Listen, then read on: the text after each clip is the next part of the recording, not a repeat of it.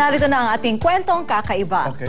8 tao ang nagdagisa ng galing sa paggaya sa huni ng isang usa sa Germany. Gamit ang mga ox horns, snail shells at plant stems, hinihipan nila ito at lumalabas na ng kusa ang huni ng isang deer. Pero kailangan ng malupit na diskarte sa pagbuga ng hangin para mas maging kapansin-pansin ito sa mga hurado.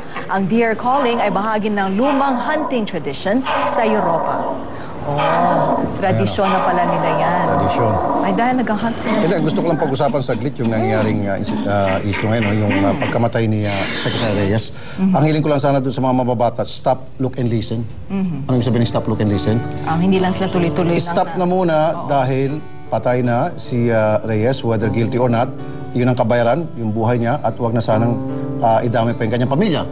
Look in the mirror kung kayo ba'y malilinis. Diba?